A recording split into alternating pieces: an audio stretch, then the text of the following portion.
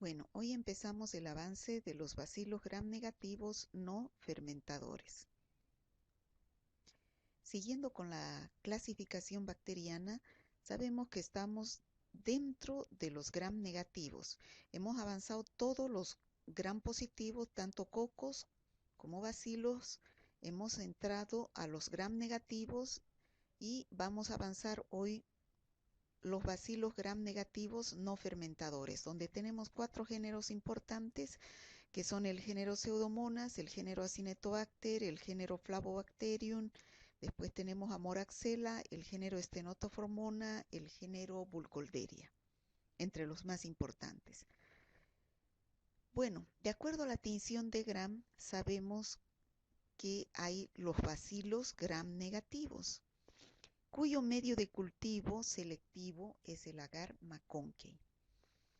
En el agar McConkey crecen todos los bacilos gram negativos, pero se diferencian dos grandes grupos: los que fermentan los carbohidratos, que son las enterobacterias, que ya hemos avanzado, donde están la Escherichia coli, Klebsiella, Enterobacter, Serratia y todos los demás, y los bacilos gram negativos no fermentadores de los carbohidratos, que son los que vamos a ver en este tema. Fíjense cómo crecen. Ambos crecen en el agar McConkey, pero en el agar McConkey la familia Enterobacteriaceae, que son los que fermentan los carbohidratos, crecen produciendo colonias de color rosado, porque fermentan la lactosa, que es un azúcar que tiene este medio de cultivo. En cambio, los no fermentadores de los carbohidratos, que son los que vamos a ver hoy, no fermentan la lactosa. Por eso es que dan colonias así transparentes y no rosadas como las enterobacterias.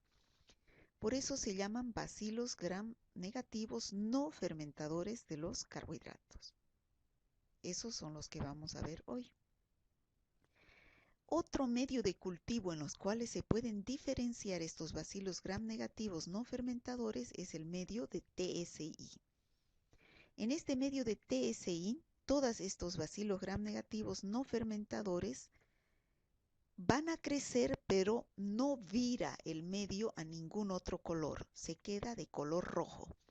En cambio, en este mismo medio, las enterobacterias fermentan los azúcares, porque este TSI tiene 3 azúcares: glucosa, lactosa y sacarosa, y al crecer producen viraje del medio a alcalino ácido, a ácido o a producción de ácido sulfídrico. En cambio, los no fermentadores no producen fermentación de los azúcares, por lo tanto, el medio de TSI permanece de color rojo.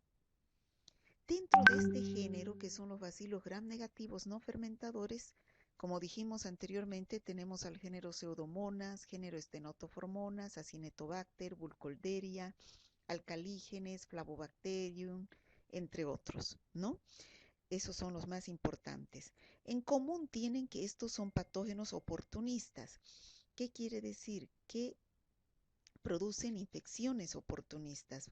Muchos de ellos pueden ser parte de la flora normal, pero se aprovechan de la oportunidad cuando bajan las defensas y producen infecciones en los animales y en el ser humano. Lo que producen son infecciones oportunistas. Vamos a empezar por el género más importante, que es el género Pseudomonas.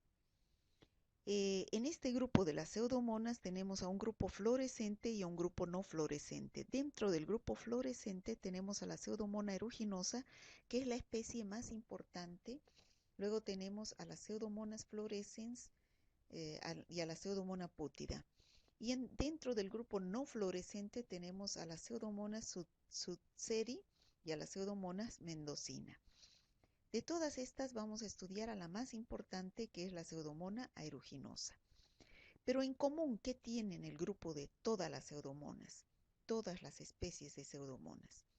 Son microorganismos que se encuentran como saprófitos en el medio ambiente, en la tierra, en la materia orgánica, en la descomposición, materia orgánica en descomposición, en la vegetación y sobre todo en los ambientes húmedos, principalmente el agua. Sobre todo el agua estancada. ¿no? Pero también su hábitat importante es el ambiente hospitalario.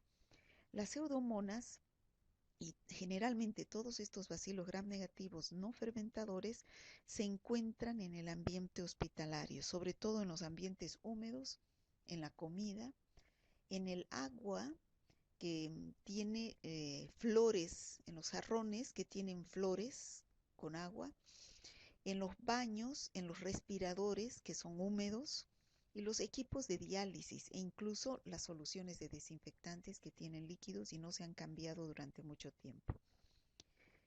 Entonces, por eso es que la fuente de infección en los hospitales es muy importante. Por eso es que la esterilización de todos los ambientes que tienen humedad es muy importante para evitar las infecciones intrahospitalarias o nosocomiales. Sin embargo, es infrecuente que formen parte de la flora persistente del organismo del ser humano, excepto en los pacientes inmunodeprimidos. Las pseudomonas poseen enzimas y toxinas que aumentan su virulencia y las hacen resistentes a los antibióticos. Esa es una propiedad importante que tienen en común todos los bacilos gram negativos no fermentadores, que son resistentes a los antibióticos. Como vemos aquí en la figura, este es un paciente en terapia intensiva sometido a una serie de procedimientos invasivos como ser un respirador mecánico, también puede ser una sonda urinaria, también puede ser un catéter venoso. Entonces, en este tipo de pacientes son importantes estas infecciones porque generalmente producen infecciones oportunistas. Estos pacientes son pacientes que tienen alguna enfermedad de base y por lo tanto los hace susceptibles a estas infecciones por gérmenes oportunistas porque son pacientes inmunodeprimidos. Todos estos microorganismos, especialmente las pseudomonas, son bacilos gram negativos móviles porque tienen flagelos perítricos a su alrededor, son rectos o curvados y pueden disponerse en parejas. Otra característica importante es que son aerobios estrictos, por eso crecen muy fácilmente en los medios de cultivo y presentan una citocromo oxidasa que las distingue de las enterobacterias, es decir, van a dar la prueba de oxidasa positiva y eso las distingue de las enterobacterias que dan la prueba de oxidasa negativa. Producen pigmentos como la piocianina que da un color azul a las colonias, como vemos aquí en la figura cuando crecen y es típico de la Pseudomonas aeruginosa. Otras producen un pigmento fluorescente que es amarillo y otras un pigmento marrón como la piorubina, ¿no? La Pseudomonas aeruginosa de todas estas pseudomonas es la más frecuente. Ahora vamos a hablar específicamente de la Pseudomonas aeruginosa. ¿Cuáles son sus factores de virulencia? Tiene en su estructura unos componentes que la hacen que tenga esos factores de virulencia. Los piliofimbrias hacen que se adhiera fácilmente a la célula a la cual está infectando. La cápsula, tienen cápsula, lo cual también tiene acción antifagocitaria, inhibe la acción bactericida de los antibióticos y además suprime la acción fagocítica de los neutrófilos y de los linfocitos y sobre todo de los macrófagos. Tiene un lipopolisacárido que tiene actividad de endotoxina y además produce un pigmento llamado piocianina que produce formas tóxicas del oxígeno. Altera la función ciliar y aumenta la liberación de interleuquina 8, que es la pioquelina. Además, produce toxinas y enzimas, como son la exotoxina A, que inhibe la síntesis de proteínas y produce daño tisular, es inmunodepresora, la exotoxina S, que también es inmunodepresor, inhibe la síntesis de proteínas también. Otra enzima es la elastasa, que degrada la elastina, lo cual produce lesión vascular y tisular, es decir, de los tejidos. La proteasa alcalina, que también produce destrucción en los tejidos, inactiva el interferón. La fosfolipasa C, que es una hemolicina termolábil, que facilita también la destrucción tisular, degrada los lípidos y la lecitina.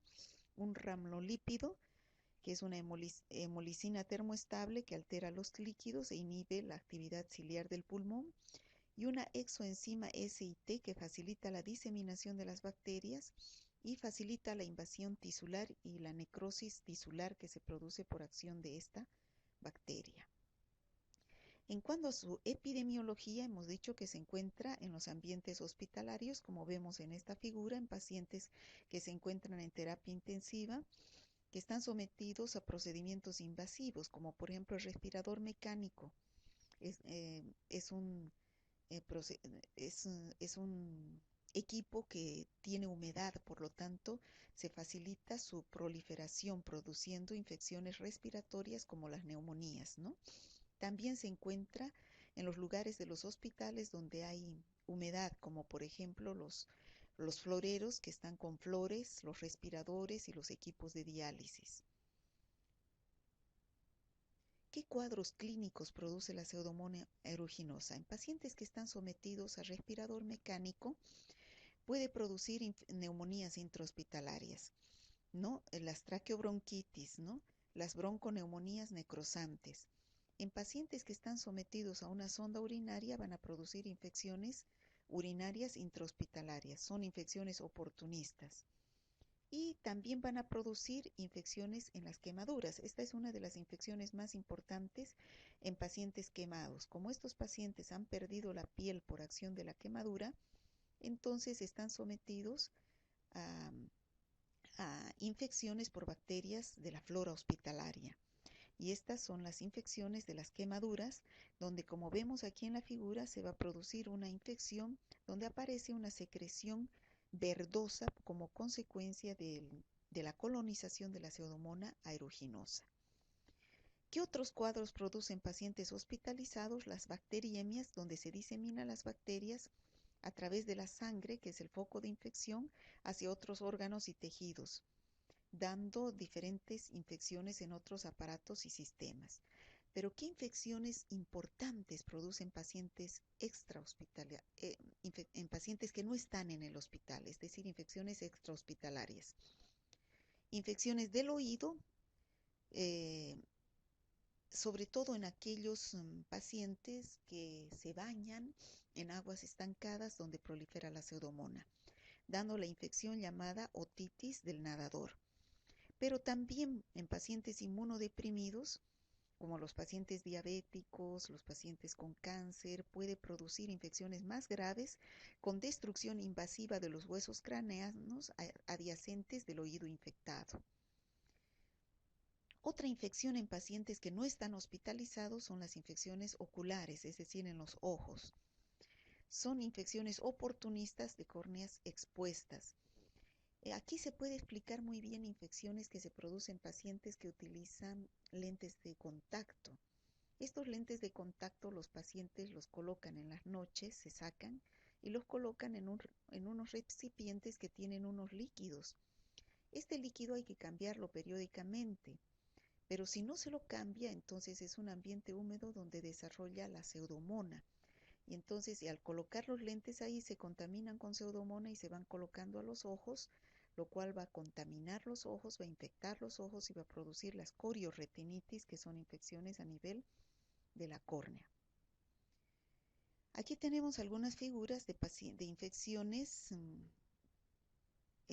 por pseudomonas en pacientes quemados, ¿no? Estos pacientes adquieren una secreción verdosa que da idea de que puede tratarse de una colonización de Pseudomonas aeruginosa. ¿Cómo hacemos los exámenes de laboratorio cuando sospechamos de una infección por Pseudomonas aeruginosa? Dependiendo de la localización de la infección, la muestra clínica, si es una infección de heridas, puede ser secreción purulenta, y si es una neumonía intrahospitalaria, va a ser un esputo o secreción bronquial. En el caso de que sea una infección urinaria, va a ser la orina, y así sucesivamente las muestras de acuerdo a la localización de la infección. Se toma la muestra, se hace un examen directo, se hace una tinción de Gram, donde vamos a ver los bacilos Gram negativos, vamos a cultivar en agar sangre y en agar McConkey, que es el agar específico para bacilos gram negativos y una vez que crece la bacteria hacemos el antibiograma como vemos acá en la figura.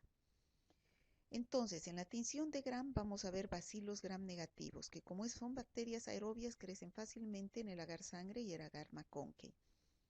Se identifican las bacterias por el pigmento azul verdoso que producen las colonias y ese pigmento verde produce un olor a uva. Entonces, este olor a uva es un olor sui generis, otros libros dicen olor a frutas aromáticas, ¿no? Para identificar la especie de la bacteria se hacen diversas pruebas bioquímicas, como la prueba de la oxidasa, que es lo que se hace en el laboratorio, donde si es positiva nos va a dar un color fucsia por la presencia de la oxidasa. Además se utilizan otros medios de cultivo como los azúcares OF, que son azúcares donde se siembra la bacteria para ver la oxidación de estos hidratos de carbono. Entonces aquí tenemos los bacilos gram negativos que se puede observar en la tinción de gram. Al cultivar en el agar sangre vemos las colonias que crecen dando un aspecto de vidrio esmerilado en el agar maconque y colonias transparentes. En los otros agares transparentes vamos a ver que producen ese pigmento azul verdoso y la identificación de la bacteria se va a realizar en los azúcares OF y la prueba de la oxidasa. Aquí tenemos cómo producen en los medios Kin A y Kin B los pigmentos azul verdoso, pero también las otras especies de Pseudomonas producen otros tipos de pigmentos, como por ejemplo la piomelanina, que produce un pigmento negro, la piorubina, que produce un pigmento rojo, la pioverdina es un pigmento amarillo verdoso, y la piocianina, que es un color azul verdoso que es típico de la Pseudomonas aeruginosa. En todas las infecciones producidas por Pseudomonas aeruginosa se puede aplicar antibióticos aminoglucósidos como la gentamicina, la micacina, las quinologonas como la ciprofloxacina, la norfloxacina en el caso de infecciones urinarias, también cefalosporinas de tercera generación como la ceftriaxona, la ceftazidima, que son específicas para Pseudomonas, no así la cefotaxima, y las cefalosporinas de cuarta como el cefepime. También se pueden utilizar las acidureidopenicilinas como la carbenicilina, las polimixinas como el colistin, la polimixina B, los carbapenems como el imipenem, el meropenem y los monobactams como el moxalactam. Son drogas de elección para Pseudomonas aeruginosa, pero siempre hay que estar atentos al resultado de la sensibilidad que aplica el antibiograma. A veces es necesaria la combinación de dos tipos de antibióticos, un aminoglucósido con un betalactámico, por ejemplo la gentamicina con la micacina o la cefotaxima con la micacina, para potencializar la acción de los antibióticos porque son bacterias muy resistentes. La monoterapia generalmente es ineficaz, es decir, tratar con un solo antibiótico a veces en las Pseudomonas aeruginosas es ineficaz y puede seleccionar cepas resistentes. Por eso es bueno combinar dos tipos de antibióticos para producir sinergismo, es decir, potencializar la acción del antibiótico. ¿Cómo hacemos la prevención y control de estas bacterias tan importantes? Para controlar las infecciones que producen, sobre todo en los hospitales, se debe prevenir la contaminación de los equipos médicos, es decir, se debe esterilizar bien los equipos médicos con los cuales se hace el tratamiento a los pacientes, es decir, los respiradores, los equipos de diálisis, que son generalmente donde crecen las pseudomonas porque tienen cierto grado de humedad. Otro aspecto importante para prevenir y controlar estas infecciones es el uso de los antibióticos. Solamente usar antibióticos de acuerdo al resultado del antibiograma que indica la sensibilidad a determinados antibióticos. No utilizar antibióticos en forma innecesaria, porque puede seleccionar cepas resistentes. Aquí tenemos un caso clínico para orientar, para ilustrar la aplicación de la Pseudomonas aeruginosa. Es un niño de 2 años de edad que tiene tos crónica, pero empeoró en el lapso de una semana. Entonces tenían una expectoración purulenta de color amarillo verdoso después de la tos fuerte. Al examen físico presentaba aspecto pálido y presentaba esfuerzo respiratorio aumentado, una respiración rápida y su auscultación en ambos campos pulmonares. Los dedos mostraban una cianosis leve por la falta de circulación. En la radiografía de tórax se mostró reparos intersticiales y peribronquiales aumentados, como vemos aquí en la figura. Se tomó muestra de esputo y se envió al laboratorio para su análisis bacteriológico y en la tinción de Gram se observaron bacilos Gram negativos y se crecieron las colonias amarillo-verdosas. Los médicos sospecharon que tenía una fibrosis quística por la clínica que presentaba. Entonces se le administró ceftazidima y tobramicina por vía intravenosa. Como ven aquí hay una asociación de una cefalosporina de tercera, que es un beta-lactámico, con un aminoglucósido, que es la tobramicina, por vía intravenosa. En la tinción de Gram se mostraron bacilos Gram negativos y en los medios de cultivo se observó el crecimiento de bacterias no fermentadoras de la lactosa, es decir, bacterias que daban colonias transparentes en el medio de McConkey. Fueron identificados como pertenecientes a la especie de Pseudomonas aeruginosa. Entonces, es muy importante el aislamiento de estas bacterias y el antibiograma correspondiente. Ya hemos visto que en las medidas de control para eliminar a las pseudomonas en los hospitales es necesario los métodos de esterilización importantes porque se encuentran en los depósitos donde hay agua. Prevenir la contaminación de los equipos estériles, como por ejemplo los respiradores, las máquinas de diálisis y sobre todo una medida muy importante que ya dijimos anteriormente es el lavado de manos. El lavado de manos del personal para evitar que sea una fuente de infección de paciente a paciente. Y ya dijimos evitar el uso inadecuado de antibióticos. Otras pseudomonas, aparte de la pseudomonas aeruginosa, dijimos la pseudomonas fluorescens y la pseudomonas pútida, que también se encuentran como saprófitos en las aguas y ambientes hospitalarios, pero pueden encontrarse también como flora normal de la faringe, actuando como patógenos oportunistas, produciendo infecciones oportunistas. Con poca frecuencia se presentan produciendo cuadros clínicos en los humanos, en los que se presentan es en los pacientes inmunodeprimidos. Bueno, ya hemos visto el género Pseudomonas, ahora vamos a hablar del género Burkholderia, que es otro género que pertenece a los bacilos Gram negativos no fermentadores. Tenemos dos especies importantes que son la Burkholderia cepacia y la Burkholderia pseudomallei. Estos dos géneros estas dos especies del género Burkholderia producen infecciones en humanos. Y al igual que la Pseudomonas aeruginosa, estas dos especies se encuentran colonizando superficies ambientales húmedas y también se asocia con frecuencia a infecciones nosocomiales o intrahospitalarias por la misma causa que habíamos dicho anteriormente. ¿Qué cuadros clínicos producen? Tenemos infecciones respiratorias en pacientes con fibrosis quística, como en el caso de la Pseudomonas aeruginosa, que están sometidos a respiradores mecánicos y estos respiradores están contaminados con Burkholderia, con cepas de Burkholderia. Las infecciones urinarias en pacientes sondados, cuando esta sonda está contaminada o no se cumplen las medidas de bioseguridad al introducir la sonda urinaria. Y en pacientes que están sometidos a catéteres venosos pueden producir sepsis. La Burkholderia cepacia se aísla del medio hospitalario y también de las muestras clínicas en pacientes que dijimos en la anterior diapositiva. En el laboratorio producen un pigmento amarillo, como vemos acá en este medio de cultivo de agar McConkey, y las colonias pueden tomar un color rosado, como vemos en esta figura.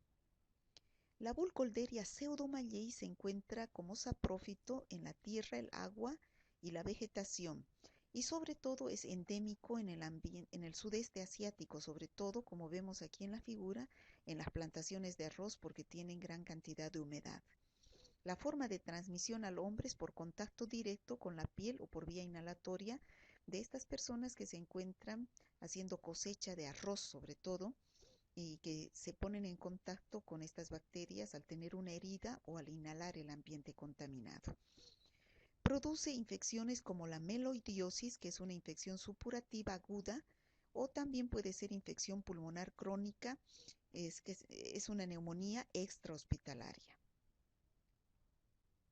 La Burkholderia pseudomallei, como dijimos anteriormente, produce estos abscesos cuando ingresa a través de una herida y puede llegar al vaso, hígado y nódulos linfáticos, eh, a las articulaciones y a los huesos. Otro género importante que forma parte de los bacilos gram negativos no fermentadores, hemos visto al género Pseudomonas, al género Burkholderia y ahora vamos a ver al género Stenotoformonas, entre los cuales una especie importante es la Stenotoformona maltophilia. Antiguamente se pertenecían al género Pseudomonas, después a las Xanthomonas y ahora actualmente pertenecen al género Stenotoformonas. Es responsable de infecciones en inmunodeprimidos, al igual que los otros bacilos gram negativos no fermentadores. Producen por tal consecuencia bacteriemias en pacientes que están con catéter venoso, neumonías en pacientes que están con respirador mecánico, o también pueden producir meningitis a nivel del sistema nervioso cuando la bacteria va a través de la sangre al sistema nervioso, o pueden producir también infecciones de heridas. Hay indicios de que las epidemias hospitalarias relacionadas con este microorganismo contaminaban las soluciones desinfectantes. Igualmente los equipos de terapia respiratoria, es decir, los respiradores mecánicos, como el caso de las pseudomonas y de las burkholderias, ¿no? Pero en el caso de que contaminen soluciones desinfectantes, es que al existir en los frascos las soluciones desinfectantes que no se cambian periódicamente pueden ser contaminadas con Stenotoformona maltophilia y de ahí contaminar las heridas de los pacientes. Este microorganismo puede producir infecciones y en algunos casos solo ser un colonizador. Puede producir infecciones de heridas, ¿no? También puede producir infecciones de heridas operatorias en pacientes inmunodeprimidos, como ser pacientes diabéticos, o puede ir a producir infecciones en la sangre, como ser bacteriemias o sepsis. ¿Cómo identificamos en el laboratorio? Se presentan bacilos gram negativos en la tinción de gram y crecen en el agar Maconkey como colonias transparentes. Otro género importante de los bacilos gram negativos no fermentadores es el género Acinetobacter. Entonces ya habríamos visto el género Pseudomona, el género Burkholderia, el género Stenotoformona y ahora vemos el género Acinetobacter. Igual que los otros géneros, su hábitat son saprófitos de la naturaleza y del entorno hospitalario. Sobreviven en las superficies húmedas, como los equipos de terapia respiratoria, los respiradores, pero también el Acinetobacter se ha encontrado que puede sobrevivir, como vemos aquí, en las superficies secas, como la piel del ser humano. Estas bacterias forman parte de la microflora bucofaringea como parte de la microbiota o flora normal. Este género Acinetobacter tiene dos especies importantes que son las especies oxidadoras de la glucosa, donde está el Acinetobacter baumannii, y las no oxidadoras de la glucosa, donde está el Acinetobacter lowley. Son cocobacilos gram negativos, o sea, los otros géneros que habíamos visto eran bacilos gram negativos. Estos son bacilos mucho más pequeñitos, por eso se dice son cocobacilos gram negativos que pueden eh, confundirse eh, con el género Neisseria. con el género Moraxella, porque son cocobacilos, bacilos que parecen casi cocos, pero son oxidasa negativos, eso lo diferencia del género Neisseria, y son también aerobios estrictos. Como los otros géneros, son patógenos oportunistas que pueden producir infecciones respiratorias, urinarias, sepsis y de las heridas en pacientes que tienen estos equipos contaminados. Otro género importante es el género Moraxella. Este género Moraxella tenemos la especie más importante, la Moraxella catarralis, que es un diplococo gram negativo que produce cuadros de bronquitis, bronconeumonía, sinusitis y otitis. En algunos pacientes puede encontrarse como flora normal de vías aéreas superiores, pero cuando ingresa a vías aéreas inferiores puede producir bronquitis, bronconeumonía, sinusitis u otitis.